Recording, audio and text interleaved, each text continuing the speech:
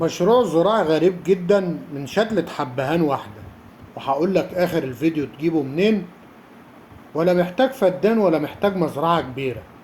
ممكن تبدأ في قصيص كبير أو برميل مناسب على سطح البيت أو في حوش البيت، وتربي النبات وتستفاد منه بأكتر من طريقة.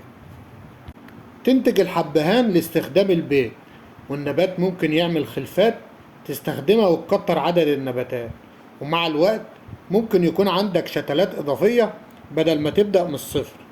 لكن خلي بالك، الحبهان مش مشروع ازرع النهاردة واكسب بكرة. ده نبات محتاج صبر ورعاية، والإنتاج بيحتاج وقت كبير، وخصوصا لو بدأت من بذرة. لكن أفضل حاجة تزرع من شتلات. والنهاردة هقولك من أول اختيار الشتلة لحد ما تعرف تحافظ عليها وتخليها تكبر وتنتج شتلات، وإيه الظروف اللي محتاجها الحبهان علشان ينجح معاك. أول حاجة تزرع النبات من شتلة جاهزة، وبلاش البذور علشان تضمن نجاحها وتحصل على نبات قوي ومنتج. تزرعها في قصيص أو برميل. لو هتزرعها في البيت ينفع تبدأ في وعاء كبير جيد الصرف، والأهم من حجم الوعاء لازم يكون فتحات الصرف كبيرة ويصرف كويس. الحبهان بيحب الرطوبة، لكن المية الراكدة حوالين الجذور مشكلة. ولو هتستخدم برميل ما تستخدمهوش مقفول من تحت، اعمل فتحات كويسة للصرف وخليه في مكان تقدر تتحكم فيه في الشمس والظل. وهقولك الحبهان بيحتاج تربة نوعها ايه.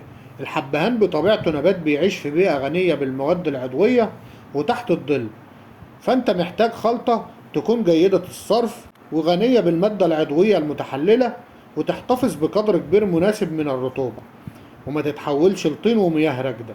والأهم إنك ما تزرعش الخلفة على عمق كبير. ثبت النبات في نفس المستوى تقريبا اللي كان عليه كان قبل النقل. جينا بقى لواحدة من أهم أسرار الحبهان. ما تتعاملش مع الحبهان زي الطماطم أو الفلفل وتحطه في الشمس القوية طول اليوم. الحبهان من النباتات اللي بتنمو تحت ظل الأشجار، يعني مكان مضيء لكن من غير شمس حارقة مباشرة طول اليوم. ودي نقطة مهمة جدا لو هتزرعه على سطح البيت. الحبهان بيحب الرطوبة المنتظمة، لكن الفرق بين التربة الرطبة وتربة غرقانة بالمية كبير جدا. اسقي حسب حالة التربة والجو وحجم الوعاء، وتأكد المية بتخرج من فتحات الصرف. نيجي بقى للجزء الأقوى في الفيديو كله. الحبهان مشروع حقيقي لأنه بيتكسر من الخلفات، ووحدة الإكسار تكون عبارة عن جزء من الريزوم مع صك وبرعم.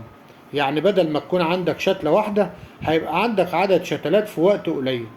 امتى بقى الحبهان يبقى يديك حبوب ويديك محصول؟ لو انت هتزرعه علشان القرون والحبوب محتاج صبر، يعني يديك انتاج بعد 2 إلى 3 سنين من الزراعة. من شتلة واحدة ممكن تبدأ حكاية مشروع، لكن السر الحقيقي هو الصبر والرعاية. لو محتاج اي معلومة اكتب لي في التعليقات واعمل لي متابعة، ولو عايز اي محصول تاني ابعت لي في التعليقات.